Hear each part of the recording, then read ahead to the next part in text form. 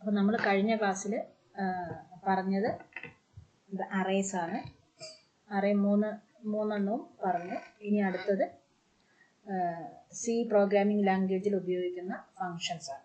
ഇത് വളരെ പ്രധാനപ്പെട്ട ഒരു ടോപ്പിക്കാണ്. പരീക്ഷയ്ക്ക് ക്വസ്റ്റ്യൻസ് വരാൻ സാധ്യതയുണ്ട്. Functions in C. ഇപ്പോൾ ഒരു പ്രോഗ്രാമിംഗ് ലാംഗ്വേജിൽ നമ്മൾ ഫങ്ഷൻ എന്ന് പറയുന്ന ഒരു പ്രോപ്പർട്ടി അല്ലെങ്കിൽ ഒരു സ്ട്രക്ചർ യൂസ് ചെയ്യുന്നത് എന്തിനാന്ന് വെച്ചാൽ, ഒരു പർട്ടിക്കുലർ ടാസ്ക്, ഒരു സ്പെസിഫിക് ടാസ്ക് നമുക്ക് ആ പ്രോഗ്രാമിൽ പല ഭാഗത്തും ഉപയോഗിക്കേണ്ടതായിട്ട് വരുമ്പോൾ അത് റിപ്പീറ്റ് ചെയ്ത് നമ്മൾ പല സ്ഥലത്തും അതേ കോഡ് എഴുതേണ്ടതായിട്ട് വരും. അതിനെ ഒഴിവാക്കാൻ വേണ്ടിയിട്ട് നമ്മൾ എന്ത് ചെയ്യുന്നു വെച്ചാൽ, അതിന് ഒരു പർട്ടിക്കുലർ ബ്ലോക്ക് ഓഫ് കോഡാക്കി കൺസിഡർ ചെയ്ത് അതിനെ ഒരു ഫങ്ഷനായിട്ട് ഡിഫൈൻ ചെയ്ത് വയ്ക്കും.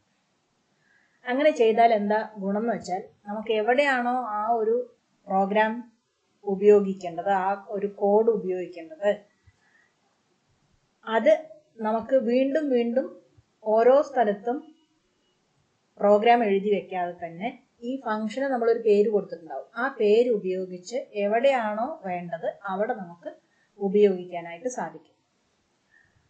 അങ്ങനെ നമ്മൾ ഒരു സ്പെസിഫിക് ടാസ്ക് പെർഫോം ചെയ്യാൻ വേണ്ടി ഉണ്ടാക്കുന്ന ഒരു ബ്ലോക്ക് ഓഫ് കോഡിനെയാണ് എന്ത് വിളിക്കുന്നത്? ഫംഗ്ഷൻ എന്ന് വിളിക്കുന്നത്. ഓക്കെ, അപ്പൊ ഫംഗ്ഷൻ എന്ന് പറഞ്ഞാൽ എന്താ? അതിൻ്റെ ഒരു ഡെഫിനിഷനാണ് ഞാൻ ഇവിടെ എഴുതിയിരിക്കുന്നത്. Function in C is A block of code. അത് ഒരു ബ്ലോക്ക് ഓഫ് കോഡാണ്. ഒരു പ്രോഗ്രാം കോഡ്, ഒരു എന്താ പറയുക, ഒരു 5 or 6 ലൈനുള്ള ഒരു കോഡാണ്. അതെന്ത് ചെയ്യും? It performs A specific task.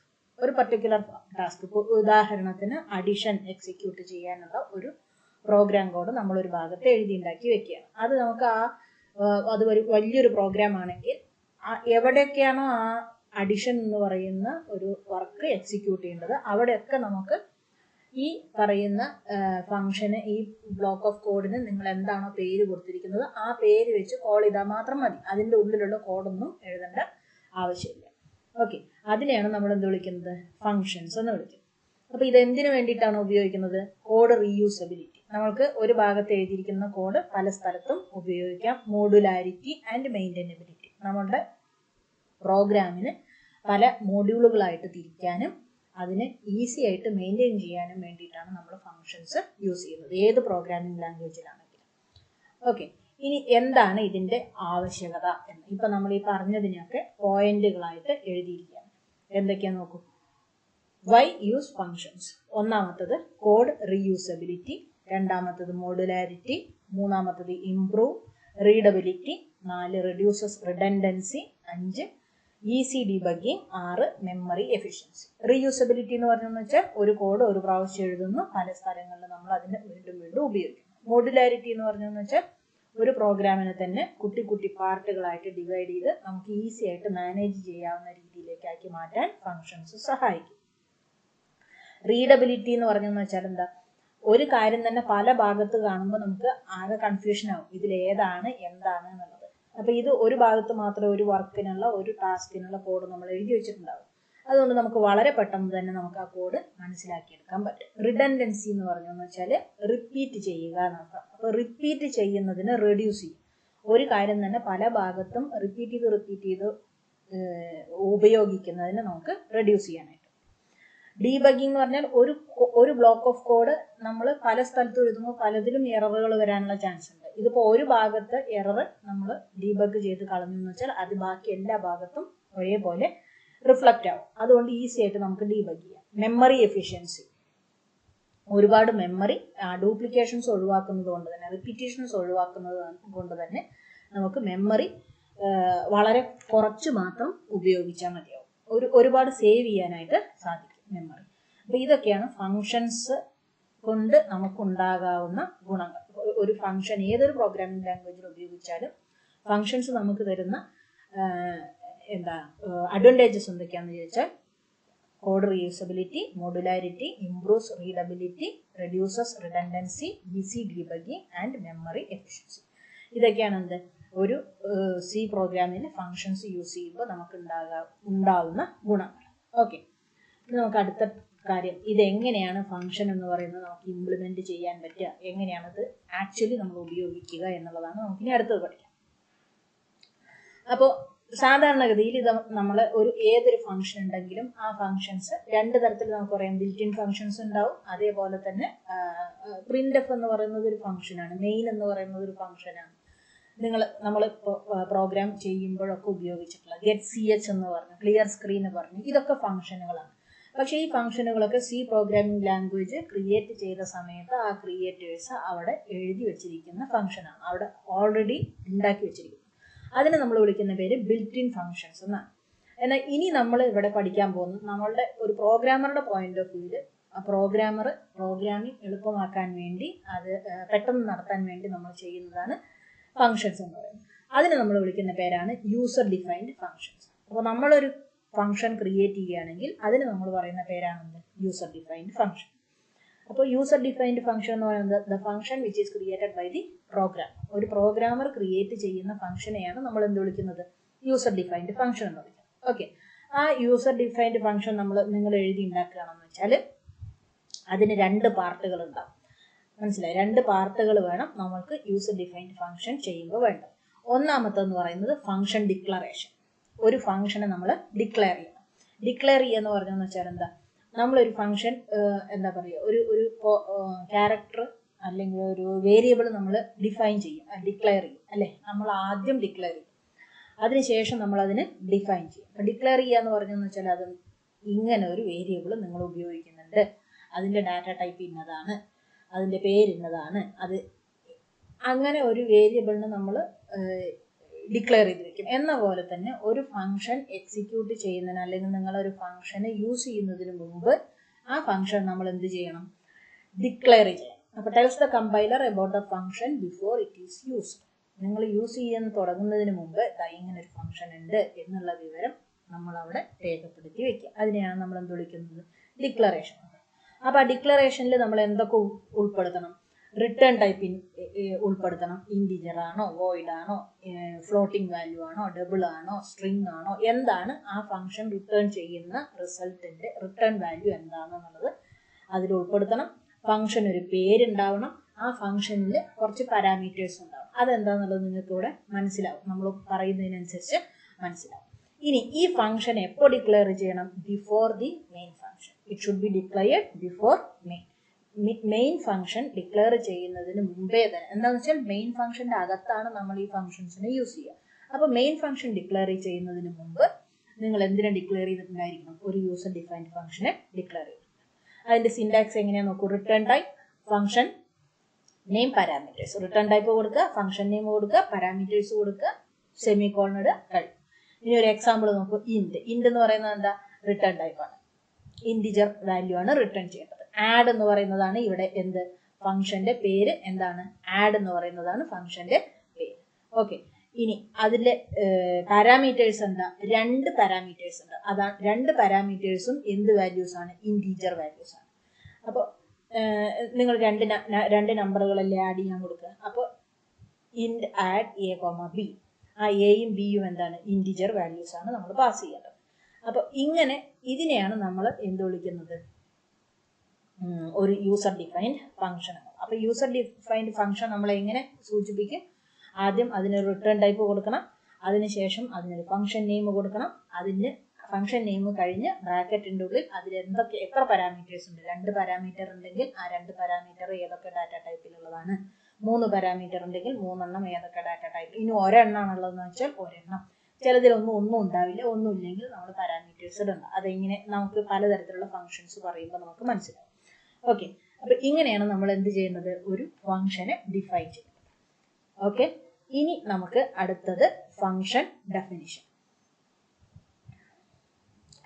ഒരു ഫംഗ്ഷനെ എങ്ങനെയാണ് ഡിഫൈൻ ചെയ്യുന്നത്, ഫംഗ്ഷൻ ഡെഫിനിഷൻ. ഫംഗ്ഷൻ ഡെഫിനിഷൻ എന്ന് പറഞ്ഞു വെച്ചാൽ നമ്മൾ ഡിഫൈൻ ചെയ്ത് കഴിഞ്ഞു, ആ ഡിഫൈൻ ചെയ്തത് കഴിഞ്ഞതിന് ശേഷം ആ ഫംഗ്ഷൻ എന്താണ്, അതിൻ്റെ ഉള്ളിൽ എന്തൊക്കെയാണ് ചെയ്യേണ്ടത് എന്നത് പറയുന്നതിനെയാണ് നമ്മൾ എന്ത് വിളിക്കുന്നത്, ഫംഗ്ഷൻ ഡെഫിനിഷൻ എന്ന് പറയുന്നത്. It contains the actual code to perform a task. ഒരു ടാസ്ക് നമ്മൾ ഉദ്ദേശിക്കുന്നുണ്ടെങ്കിൽ ആ ടാസ്ക് പെർഫോം ചെയ്യാൻ നമ്മൾ ഉപയോഗിക്കേണ്ട ആക്ച്വൽ കോഡാണ് എന്തിലുണ്ടാവുക, ഫംഗ്ഷൻ ഡെഫിനിഷനിൽ ഉണ്ടാവുക. അതെവിടെയാണ്? It is defined outside the main. അതും എവിടെ ചെയ്യണം? മെയിൻ ഫംഗ്ഷന്റെ പുറത്ത് ആദ്യം എന്നൊന്നും പറയുന്നില്ല. It should be defined outside the main. Main ഫംഗ്ഷന്റെ പുറത്താണ് എന്തിനെ ഡിഫൈൻ ചെയ്യുന്നത്? ഫംഗ്ഷനെ ഡിഫൈൻ ചെയ്ത് കൊടുക്കുന്നത്. ഓക്കെ, ഇനി എങ്ങനെയാ ഫംഗ്ഷൻ ഡിഫൈൻ ചെയ്യുന്നത് നോക്കൂ. ഈ ഫംഗ്ഷൻ പേര്, അതിന്റെ പാരാമീറ്റേഴ്സ് അതൊക്കെ കൊടുക്കണം. അതിനകത്ത് ഒരു ഫംഗ്ഷൻ ബോഡി ഉണ്ടാവും. അതിലെന്താണോ റിട്ടേൺ ചെയ്യേണ്ടത് ആ റിട്ടേൺ ചെയ്യേണ്ടതിനെയാണ് നമ്മൾ അതിൻ്റെ ഉള്ളിൽ കൊടുക്കുന്നത്. ഓക്കെ, ഒരു എക്സാമ്പിൾ നോക്കിയാൽ നിങ്ങൾക്ക് മനസ്സിലാവും. ഇവിടെ നോക്കൂ, എക്സാമ്പിൾ തന്നിട്ട് നമ്മൾ നേരത്തെ പറഞ്ഞിട്ടുള്ള അതേ എക്സാമ്പിളിനെ തന്നെ ഇവിടെ ഫംഗ്ഷൻ ഡിഫൈൻ ചെയ്തിരിക്കുക, ഡിക്ലെയർ ചെയ്തു. നമ്മളത് എങ്ങനെ ഡിക്ലെയർ ചെയ്തു? ഇൻഡ് ആഡ് ഇൻഡ് കോമ ഇൻഡ് എന്ന് പറഞ്ഞിട്ട് ഡിക്ലെയർ ചെയ്ത് വെച്ചു. അതിന് ഫംഗ്ഷൻ ബോഡി ഒന്നും ഉണ്ടായിരുന്നു. ഇവിടെ നമ്മൾ ഡിക്ലെയർ ചെയ്തിരിക്കുന്നത് എങ്ങനെയാ നോക്കൂ, ഡിഫൈൻ ചെയ്തിരിക്കുന്നത് എങ്ങനെയാ നോക്കൂ. ഇൻഡ് ആഡ്, റിട്ടേൺ ടൈപ്പ് പറഞ്ഞു, ഫംഗ്ഷന്റെ നമ്മൾ അവിടെ ഡിക്ലെയർ ചെയ്ത ഫംഗ്ഷന്റെ പേര് പറഞ്ഞു. ആ ഫംഗ്ഷന്റെ അകത്ത് 2 പാരാമീറ്റേഴ്സ് പറഞ്ഞിട്ടുണ്ടായിരുന്നു, ഇൻറ്റീജർ ടൈപ്പിലുള്ളത്. ആ 2 പാരാമീറ്റേഴ്സിന് നമ്മൾ എങ്ങനെയൊക്കെ കൊടുത്തു? എ എന്ന് പറഞ്ഞു കൊടുത്തു ഒന്നിന്, രണ്ടാമത്തേന് ബി എന്ന് പറഞ്ഞിട്ടും കൊടുത്തു. 2 പാരാമീറ്റേഴ്സിന് നമ്മൾ കൊടുത്തു. അതിനുശേഷം ഇതിനകത്ത് ഫംഗ്ഷൻ ബോഡി കൊടുത്തു. എന്താണ് റിട്ടേൺ ചെയ്യേണ്ടത്? ഫംഗ്ഷൻ ബോഡിയിൽ എന്താ കൊടുത്തിരിക്കുന്നത്? Return a plus b. A plus ബിനെ റിട്ടേൺ ചെയ്യണം. ഇങ്ങനെ ഒരു ഫംഗ്ഷൻ, ആ ഫംഗ്ഷനെ നമ്മൾ ആദ്യം ഡിക്ലെയർ ചെയ്തു. ആ ഡിക്ലെയർ ചെയ്തതിന് ശേഷം അതിനകത്ത്, ആ ഫംഗ്ഷന് അകത്ത് എന്ത് ടാസ്ക് ആണോ എക്സിക്യൂട്ട് ചെയ്യുന്നത് ആ ടാസ്കിനെ ഫംഗ്ഷൻ ബോഡി ആയിട്ട് ഡിഫൈൻ ചെയ്ത് കൊടുത്തു. ഓക്കെ, ഇനി ഒരു കാര്യം കൂടെ ചെയ്യണം. ഇതെവിടെയാണ് നമ്മൾ ഡിഫൈൻ ചെയ്യുക? മെയിൻ ഫംഗ്ഷന്റെ പുറത്താണ് ഡിഫൈൻ ചെയ്യുക. മെയിൻ ഫംഗ്ഷന്റെ അകത്ത് ഉണ്ടാവില്ല. മെയിൻ ഫംഗ്ഷന്റെ കേളി ബ്രേസിൽ തുടങ്ങിയിട്ടുണ്ടാവും. ആ കേളി ബ്രേസ് ക്ലോസ് ചെയ്തതിന് ശേഷം അതിന് പുറത്താണ് നമ്മൾ എന്തിനെ ഡിഫൈൻ ചെയ്യേണ്ടത്? ഈ പറയുന്ന ഫംഗ്ഷനെ ഡിഫൈൻ ചെയ്യേണ്ടത്. ഇനി ഫംഗ്ഷൻ കോൾ നമ്മൾ ഡിക്ലെയർ ചെയ്തു, അതിനെ ഡിഫൈൻ ചെയ്യുകയും ചെയ്തു. ഇനി നമുക്ക് ഈ ഫംഗ്ഷനെ യൂസ് ചെയ്യണം, ഉപയോഗപ്പെടുത്തണം, അല്ലെ? അങ്ങനെ അതിന് വേണ്ടിയിട്ടുള്ളതാണ് ഫംഗ്ഷൻ കോൾ. അപ്പൊ ഫംഗ്ഷൻ കോൾ എന്ന് പറയുന്നത് ആ ഫംഗ്ഷൻ യഥാർത്ഥത്തിൽ എക്സിക്യൂട്ട് ചെയ്യുക, അതിനെയാണ് നമ്മൾ നിർവചിക്കുന്നത് ഫംഗ്ഷൻ കോൾ. അത് എവിടെയാണ് എക്സിക്യൂട്ട് ചെയ്യുക? മെയിൻ ഫംഗ്ഷന്റെ ഉള്ളിലാണ് എക്സിക്യൂട്ട് ചെയ്യുക. ഓക്കെ, അപ്പൊ function is executed by calling it inside main function. അപ്പൊ നമ്മൾ 2 കാര്യങ്ങൾ പറഞ്ഞു, ഡെഫിനിഷനും ഡിക്ലറേഷനും പറഞ്ഞു. ഡെഫിനിഷനും ഡിക്ലറേഷനും നമ്മൾ എന്തിൻ്റെ ഉള്ളിലല്ല? മെയിൻ ഫംഗ്ഷന്റെ ഉള്ളിലല്ല. പക്ഷേ ഫംഗ്ഷൻ കോൾ കൊടുക്കേണ്ടത് എവിടെയാണ്? മെയിൻ ഫംഗ്ഷന്റെ ഉള്ളിൽ. അതല്ല, നിങ്ങൾ വേറെ ഏതെങ്കിലും ഫംഗ്ഷന്റെ അകത്താണ് ഇതിനെ കോൾ ചെയ്യുന്നതെന്ന് വെച്ചാൽ അവിടെ. ഓക്കെ, എങ്ങനെ ഫംഗ്ഷൻ കോൾ ചെയ്യും? ഒരു വേരിയബിൾ കൊടുക്കണം. അതിന്റെ റിസൾട്ട് എവിടേക്കാണോ വരേണ്ടത് അവിടേക്ക് ഒരു വേരിയബിൾ കൊടുക്കണം. ആ വേരിയബിൾ ഈക്വൽ ടു ആ ഫംഗ്ഷന്റെ പേര്, അതിലേക്ക് കൊടുക്കേണ്ട ആർഗ്യുമെന്റ്സ്. ഓക്കെ, എക്സാമ്പിൾ നോക്കൂ. ഇൻഡ് സം. അപ്പൊ ഒരു വേരിയബിൾ നിങ്ങൾ ഡിഫൈൻ ചെയ്ത് വെച്ചിട്ടുണ്ട്. എന്താണ്? സം എന്ന് പറയുന്ന വേരിയബിൾ നിങ്ങൾ എടുത്തു. ആ സമ്മിലേക്ക് ഏത് ഫംഗ്ഷനെ കോൾ ചെയ്യണം? ആഡ് എന്ന് പറയുന്ന ഫംഗ്ഷനെ കോൾ ചെയ്യണം. ആഡ് എന്ന് പറയുന്ന ഫംഗ്ഷനെ കോൾ ചെയ്യണം. ആ ആഡ് എന്ന് പറയുന്ന ഫംഗ്ഷനെ നമ്മൾ എങ്ങനെ കോൾ ചെയ്യും? അതിൻ്റെ ഉള്ളിൽ നമ്മൾ കൊടുക്കേണ്ട പാരാമീറ്റേഴ്സ് ഏതൊക്കെയാണോ ആ പാരാമീറ്റേഴ്സ് കൊടുത്തുകൊണ്ട് വേണം അതിനെ കോൾ ചെയ്യാൻ. ഏതൊക്കെ പാരാമീറ്റർ കൊടുക്കണം? 2 ഇൻറ്റീജർ വാല്യൂസ് ആണ് നമ്മൾ കൊടുക്കാൻ പറഞ്ഞിട്ടുള്ളത്. ആ 2 ഇൻറ്റീജർ വാല്യൂസ് കൊടുക്കുക. ഏതൊക്കെയാ 2 ഇൻറ്റീജർ വാല്യൂസ്? ഒന്ന് 5, ഒന്ന് 10. ഓക്കെ, അപ്പോൾ ഇൻഡ് സം ആഡ് 5,10 എന്ന് കൊടുത്തു എന്ന് വെച്ചാൽ നമ്മൾ ആ ഫംഗ്ഷനെ കോൾ ചെയ്യും. അങ്ങനെ ഫംഗ്ഷനെ കോൾ ചെയ്താൽ അത് എങ്ങോട്ട് പോകും?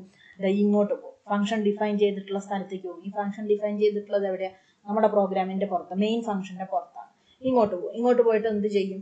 ഈ 5ഉം 10ഉം ഈ ഇൻഡ് എ എന്ന് പറയുന്ന പാരാമീറ്ററിലേക്ക് 5 എന്നുള്ള വാല്യൂ, ഇൻഡ് ബി എന്ന് പറയുന്ന പാരാമീറ്ററിലേക്ക് 10 എന്നുള്ള വാല്യൂ പാസ് ചെയ്യും. അപ്പൊ അത് ഇതിന്റെ അകത്തേക്ക് കിടക്കും. അകത്ത് കിടന്നു എന്ന് വെച്ചാൽ എന്ത് പറഞ്ഞിട്ടുണ്ട്? എ പ്ലസ് ബി കാൽക്കുലേറ്റ് ചെയ്യാൻ പറഞ്ഞിട്ടുണ്ട്. എ പ്ലസ് ബി കാൽക്കുലേറ്റ് ചെയ്തിട്ട് എന്താക്കും? 5ഉം 10ഉം 15 എന്ന് കാൽക്കുലേറ്റ് ചെയ്യും, അല്ലെ? ഇനി ഈ ഫംഗ്ഷന്റെ റിട്ടേൺ ടൈപ്പ് എന്താ കൊടുത്തിരിക്കുന്നത്? ഇൻറ്റീജർ വാല്യൂ ആണ്. അപ്പൊ ഈ ഫംഗ്ഷന്റെ റിട്ടേൺ ടൈപ്പ് ഇൻറ്റീജർ വാല്യൂ 10, 15 എന്നുള്ള വാല്യൂ ഇൻറ്റീജർ വാല്യൂ ആയിട്ട് എവിടേക്ക് വരും? ഈ സമ്മിലേക്ക് വന്ന് അസൈൻ. ഇങ്ങനെയാണ് എന്ത് വർക്ക് ചെയ്യുന്നത്? ഒരു ഫംഗ്ഷൻ വർക്ക് ചെയ്യുന്നത്. ഓക്കെ, അടുത്തത് നമുക്ക് പഠിക്കാനുള്ളത് definition of A user defined function. ഒരു യൂസർ ഡിഫൈൻഡ് ഫംഗ്ഷൻ എന്താണ്, അത് എങ്ങനെയാണ് ഉപയോഗിക്കുന്നത് എന്നുള്ളതാണ് ഇനി നമുക്ക് പഠിക്കാം.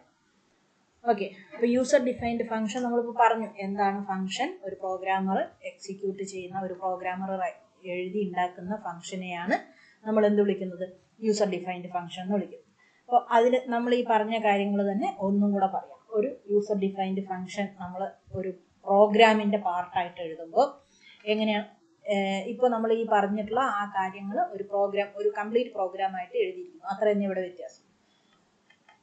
നമ്മൾ പറഞ്ഞ അഡീഷൻ ഫംഗ്ഷൻ തന്നെയാണ്. അപ്പോൾ ഹാഷ് ഇൻക്ലൂഡ് stdio.h എന്തിനാണ് ഉപയോഗിക്കുന്നതെന്ന് അറിയാം. നമ്മുടെ മെയിൻ ഫംഗ്ഷൻ ഇവിടെയാണ് തുടങ്ങുന്നത് അല്ലേ? എന്താ പറഞ്ഞിരിക്കുന്നത്? ഫംഗ്ഷൻ ഡിക്ലറേഷൻ എന്ന് പറയുന്നത് മെയിൻ ഫംഗ്ഷന്റെ മുമ്പേ ചെയ്യണം, ബിഫോർ ദ മെയിൻ ഫംഗ്ഷൻ എന്നാണ് പറയുന്നത്. അപ്പോൾ മെയിൻ ഫംഗ്ഷൻ നമ്മൾ ഡിക്ലെയർ ചെയ്യുന്നതിന് മുമ്പേ നമ്മൾ എന്തിനെ ഡിക്ലെയർ ചെയ്തു? ഫംഗ്ഷനെ. നമ്മൾ നേരത്തെ കണ്ട ആ ഫംഗ്ഷനെ ഡിക്ലെയർ ചെയ്തു. ഇൻഡ് ആഡ് ഇൻഡ് കോമ ഇൻഡ്, ഈ ഫംഗ്ഷനെ നമ്മൾ ഫംഗ്ഷൻ ഡിക്ലറേഷൻ പാർട്ടാണ് ഇത്. അതിനുശേഷം മെയിൻ ഫംഗ്ഷന്റെ അകത്തേക്ക് കിടക്കും. ഇത് മെയിൻ ഫംഗ്ഷൻ, ഈ രണ്ട് ബ്രേസസിന്റെ ഉള്ളിൽ മെയിൻ ഫംഗ്ഷൻ കിടക്കും അല്ലെ? ഇനി ഫംഗ്ഷൻ ഡെഫിനിഷൻ കഴിഞ്ഞു, ഡിക്ലറേഷൻ കഴിഞ്ഞു എന്ന് വെച്ചാൽ നമ്മൾ പഠിച്ചത് ഫംഗ്ഷൻ ഡെഫിനിഷൻ ആണ്. ആ ഫംഗ്ഷൻ ഡെഫിനിഷൻ എവിടെയാണ് കിടക്കുന്നത്? മെയിൻ ഫംഗ്ഷന്റെ പുറത്താണ് കിടക്കുന്നത്, ഔട്ട്സൈഡ് ദ മെയിൻ ഫംഗ്ഷൻ അല്ലെ? മെയിൻ ഫംഗ്ഷന്റെ പുറത്ത് ഇൻഡ് ആഡ് ഇൻഡ് എ പ്ലസ് ഇൻഡ് എ കോമ ഇൻഡ് ബി, ഇത് ഫംഗ്ഷൻ ഡെഫിനിഷൻ മെയിൻ ഫംഗ്ഷന്റെ പുറത്ത്. ഇത് മെയിൻ ഫംഗ്ഷൻ. ഈ മെയിൻ ഫംഗ്ഷന്റെ അകത്ത് കണ്ടു, ഇവിടെ എന്തിനെ കോൾ ചെയ്തിരിക്കുന്നു? ഫംഗ്ഷനെ കോൾ ചെയ്തിരിക്കുന്നു. റിസൾട്ട് എന്ന് പറയുന്ന ഒരു വേരിയബിൾ ഇന്റീജർ ഡാറ്റ ടൈപ്പിൽ ക്രിയേറ്റ് ചെയ്തിട്ടുണ്ട്. അതിൻ്റെ ഉള്ളിലേക്ക് ഈ ആഡ് എന്ന് പറയുന്ന ഫംഗ്ഷനെ കോൾ ചെയ്തു. ഫംഗ്ഷനിലേക്ക് രണ്ട് പാരാമീറ്ററിനെ പാസ് ചെയ്തു. ഏതൊക്കെയാണ്? num1 num2 എന്ന് പറയുന്ന രണ്ട് പാരാമീറ്റർ പാസ് ചെയ്തു. num1ന്റെയും num2ന്റെയും വാല്യൂ നമ്മൾ ഇവിടെ അസൈൻ ചെയ്ത് വെച്ചിട്ടുണ്ട്. num1 എന്ന് പറയുന്നത് 5ഉം num2 എന്ന് പറയുന്നത് 10. അപ്പൊ ഇതിന്റെ റിസൾട്ട് എങ്ങനെ കാൽക്കുലേറ്റ് ചെയ്യുക? ഈ ആഡ് എന്ന് പറയുന്ന ഫംഗ്ഷൻ കോൾ വരുമ്പോൾ ഇത് നേരെ ഈ പറയുന്ന സ്റ്റെപ്പിൽ നിന്നും നേരെ ഇവിടേക്ക് ചാടും, ഈ ഫംഗ്ഷൻ കോളിലേക്ക് പോകും. ഈ num1ന്റെയും num2ന്റെയും വാല്യൂ എക്കും ബിക്കും കൊടുക്കും. അപ്പോൾ എക്ക് 5 എന്നും ബിക്ക് 10 എന്നും വാല്യൂ കാൽക്കുലേറ്റ് ചെയ്യും. ഇതിന്റെ ഫംഗ്ഷൻ ഡെഫിനിഷൻ താഴത്തുണ്ട്. എന്താ ഫംഗ്ഷൻ ഡെഫിനിഷൻ? നമ്മൾ നേരത്തെ എഴുതിയിട്ടുള്ളത് എ പ്ലസ് ബി കാൽക്കുലേറ്റ് ചെയ്യും. എ പ്ലസ് ബി കാൽക്കുലേറ്റ് ചെയ്തു എന്ന് വെച്ചാൽ 15 എന്നുള്ള ഉത്തരം കിട്ടും. റിട്ടേൺ ചെയ്യാൻ പറഞ്ഞിട്ടുണ്ട്. ഫംഗ്ഷന്റെ റിട്ടേൺ ടൈപ്പ് ഇന്റിജർ ആണ്. ഇന്റിജർ വാല്യൂവിൽ 15 ഇങ്ങോട്ട് റിട്ടേൺ ചെയ്യും. ആ 15 ആർക്ക് കിട്ടും? റിസൾട്ടിന് കിട്ടും. എന്നിട്ട് പ്രിന്റ് ചെയ്യാൻ പറഞ്ഞു. സം എന്ന് പറയുന്നത് പ്രിന്റ് ചെയ്യണം. എവിടെ കിടക്കുന്ന വാല്യൂ? റിസൾട്ടിൽ കിടക്കുന്ന വാല്യൂ പ്രിന്റ് ചെയ്യണം. റിസൾട്ടിൽ കിടക്കുന്ന ഇന്റിജർ വാല്യൂ ആണ്. അപ്പൊ നമ്മൾ സ്പെസിഫയർ എന്ത് കൊടുത്തു? %d എന്ന് കൊടുത്തു. റിസൾട്ട് നിങ്ങൾക്ക് എന്താ ഔട്ട്പുട്ട് ആയിട്ട് വരും? 15 എന്നുള്ളത്.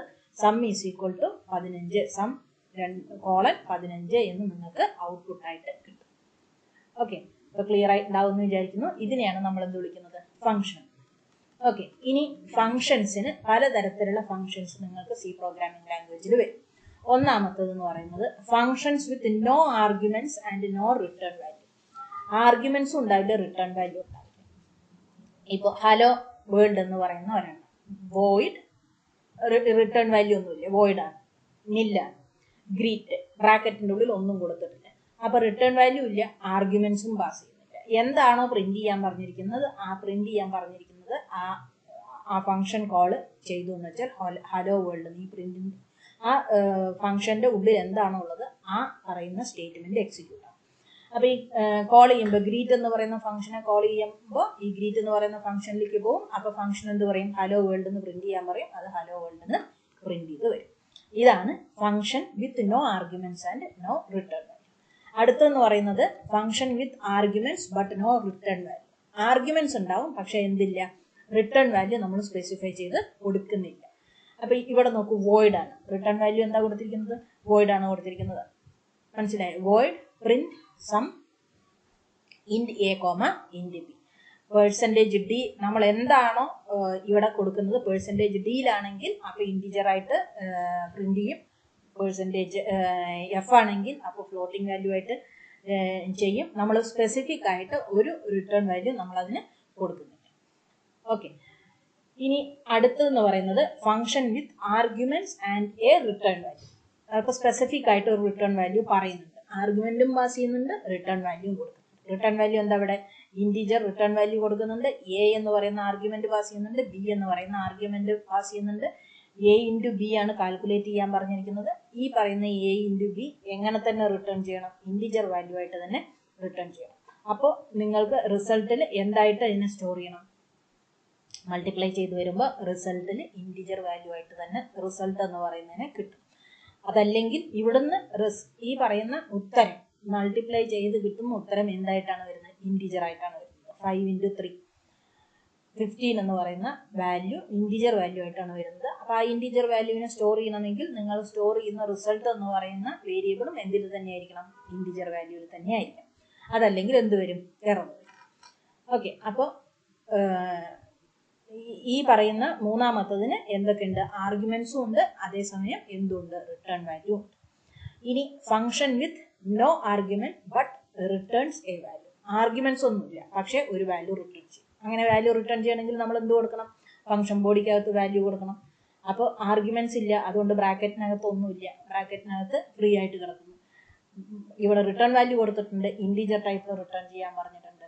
അപ്പോൾ നമ്മൾ ഇതിനെ ഒരു വാല്യൂ നമ്പറിലേക്ക്, ഒരു റിസൾട്ടിലേക്ക് സ്റ്റോർ ചെയ്യുന്നുണ്ടെങ്കിൽ ആ റിസൾട്ടിനെ നമ്മൾ എന്തായിട്ട് ഡിക്ലെയർ ചെയ്യണം? ഇൻറ്റീജർ ആയിട്ട് ഡിക്ലെയർ ചെയ്യണം.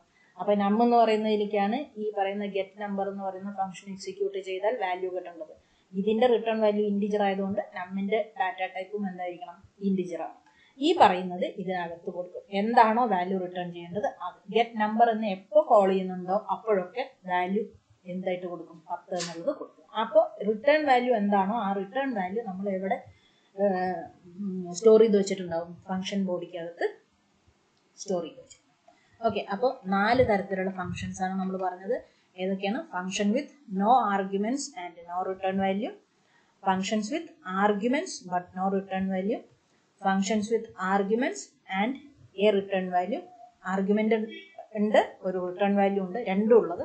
ഇനി നാലാമത്തത് ആർഗ്യുമെന്റ് ഇല്ല, പക്ഷെ എന്തുണ്ട്? Return value. ഇനി ഇപ്പൊ പറഞ്ഞ കാര്യങ്ങൾ എന്താന്ന് വെച്ചാൽ, ഒരു സി പ്രോഗ്രാം ഉണ്ടെങ്കിൽ അതിന് അറ്റ്ലീസ്റ്റ് ഒരു ഫംഗ്ഷൻ അതിലുണ്ടാവും, മെയിൻ ഫംഗ്ഷൻ ഉണ്ടാവും. അത് യൂസർ ഡിഫൈൻഡ് ഫംഗ്ഷൻ അല്ല, അത് നമ്മൾ അകത്ത് എന്താണോ ചെയ്തു കൊടുക്കുന്നത് അതിനനുസരിച്ച് വരും. മെയിൻ ഫംഗ്ഷൻ ആണത്. ഇനി ഒരു ഫംഗ്ഷൻ നിങ്ങൾ ഡിക്ലെയർ ചെയ്യുന്നുണ്ടെങ്കിൽ അത് ഉപയോഗിക്കുന്നതിന് മുമ്പ്, ഒരു മെയിൻ ഫംഗ്ഷൻ അകത്ത് ഉപയോഗിക്കുന്നതിന് മുമ്പ് നമ്മൾ ഡിക്ലെയർ ചെയ്യണം. ആ മെയിൻ ഫംഗ്ഷനിന്റെ ബിഫോർ മുന്നായിട്ട് നമ്മൾ ഡിഫൈൻ ചെയ്യണം. ഒരു വോയിഡ് ആയിട്ട് റിട്ടേൺ ടൈപ്പ് ഇല്ല എന്ന് വെച്ചാൽ വോയിഡ് ആയിട്ട് ചെയ്യാം. അതല്ല റിട്ടേൺ വാല്യൂ ഉണ്ടെന്ന് വെച്ചാൽ ആ പറയുന്നത് എന്ത് റിട്ടേൺ വാല്യൂ ആണ് ആ റിട്ടേൺ വാല്യൂ അതിന് കൊടുത്തുകൊണ്ട് ചെയ്യാം. ഓക്കെ, ഇനി റിക്കേഴ്സീവ് ഫംഗ്ഷൻ ആണ്, അത് നമ്മൾ പറയാൻ പോകും. അപ്പോൾ ഇനി return value, function call, declaration, call by value and call by reference. ഇനി പറഞ്ഞ കാര്യങ്ങൾ ഒന്നുകൂടെ പറഞ്ഞിട്ട് ഒരു വേറെ പേഴ്സ്പെക്റ്റീവിൽ പറഞ്ഞ് ഈ ഫംഗ്ഷൻ എങ്ങനെ കോൾ ചെയ്യും, അത് വാല്യൂ വെച്ചിട്ട് എങ്ങനെ കോൾ ചെയ്യാം, അതല്ല റെഫറൻസ് വെച്ചിട്ട് എങ്ങനെ കോൾ ചെയ്യും, അതാണ് ഇനി പറയാം. Okay, return values and their types. അപ്പോൾ റിട്ടേൺ വാല്യൂ എന്താണെന്ന് ഇപ്പോൾ നിങ്ങൾക്ക് ഏകദേശം അറിയാം. റിട്ടേൺ വാല്യൂ എന്ന് പറഞ്ഞു വെച്ചാൽ ഒരു ഫംഗ്ഷന് കോൾ ചെയ്യുന്ന മെയിൻ ഫംഗ്ഷൻ ആണോ അല്ലെങ്കിൽ വേറെ ഏതെങ്കിലും സബ് ഫംഗ്ഷൻ ആണെങ്കിൽ അതിന് ഏത് വാല്യൂവിലാണോ, ഏത് ഡാറ്റ ടൈപ്പിലാണോ റിസൾട്ട് പ്രൊവൈഡ് ചെയ്ത് കൊടുക്കുന്നത് അതിനെയാണ് നമ്മൾ എന്ത് വിളിക്കുന്നത്? Return value. അതായത് ഫംഗ്ഷൻ എക്സിക്യൂട്ട് ചെയ്ത് കഴിഞ്ഞാൽ അതിന്റെ റിസൾട്ട് ഏത് ഡാറ്റ ടൈപ്പിലാണ് നിങ്ങൾക്ക് പുറത്തേക്ക് കിട്ടേണ്ടത്. A return value is the result a function gives back to the caller. ആരാണോ ഫംഗ്ഷനെ കോൾ ചെയ്തിട്ടുള്ളത്, ഏത് ഫംഗ്ഷനാണോ ആ ഫംഗ്ഷനെ കോൾ ചെയ്തിട്ടുള്ളത്, അതിന് ഏത് തരത്തിലുള്ള റിസൾട്ടാണോ കൊടുക്കുന്നത് അതിനെയാണ് നമ്മൾ എന്ത് വിളിക്കുന്നത്? Return value. Okay, return type എന്ന് പറഞ്ഞു വെച്ചാൽ return type is defined in the function declaration and definition. Function declare ചെയ്യുന്ന സമയത്ത്, ഫംഗ്ഷൻ ഡിഫൈൻ ചെയ്യുന്ന സമയത്ത് നമ്മൾ ഈ പറയുന്ന റിട്ടേൺ ടൈപ്പ് ഡിഫൈൻ ചെയ്ത് കൊടുക്കും. Okay, type of return values. Integer നിങ്ങൾക്ക് റിട്ടേൺ ചെയ്യാം. ഓക്കെ, ഇൻറ്റിജർ വാല്യൂ റിട്ടേൺ ചെയ്ത് കൊടുക്കാം. അപ്പോൾ നമ്മൾ അതിന്റെ റിട്ടേൺ വാല്യൂ എന്ന് പറയുന്നത് ഇൻറ്റിജർ ആയിട്ട് കൊടുക്കും. ഏത് ഡാറ്റ ടൈപ്പിലാണോ നിങ്ങൾക്ക് ഡിക്ലെയർ ചെയ്യേണ്ടത്, റിട്ടേൺ ചെയ്യേണ്ടത്, ആ ഡാറ്റ ടൈപ്പിൽ. ഇപ്പോൾ ഇവിടെ ഇൻറ്റിജർ എന്നാണ് അല്ലേ. ഇനി returning A floating point number. അപ്പോൾ ഫ്ലോട്ടിംഗ് പോയിന്റ് ആണെങ്കിൽ ഡബിൾ ആവാം, ഫ്ലോട്ട് ആവാം, ഏതാണെന്ന് വെച്ചാൽ. അപ്പോൾ നിങ്ങൾക്കത് എന്താണെന്ന് അറിയാം. നമ്മൾ നേരത്തെ പറഞ്ഞ അതേ ഫംഗ്ഷൻ കോളാണ്. അതിൽ ഇൻറ്റിജർ എന്ന് കൊടുത്തു എന്ന് വെച്ചാൽ ഇൻറ്റിജർ വാല്യൂയിൽ റിട്ടേൺ ചെയ്യും. ഡബിൾ എന്ന് കൊടുത്തു എന്ന് വെച്ചാൽ അതിൽ ഫ്ലോട്ടിംഗ് വാല്യൂയിൽ റിട്ടേൺ ചെയ്യും.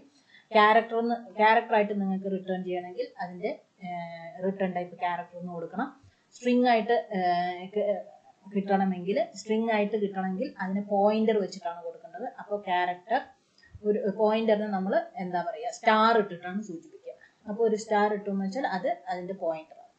ഓക്കെ, ഈ രീതിയിലാണ് നമ്മൾ റിട്ടേൺ ടൈപ്പ് കൊടുക്കുന്നത്. നമുക്ക് ഏതാണോ വേണ്ടത് ആ രീതിയിൽ നമുക്ക് റിട്ടേൺ ടൈപ്പ് കൊടുക്കും.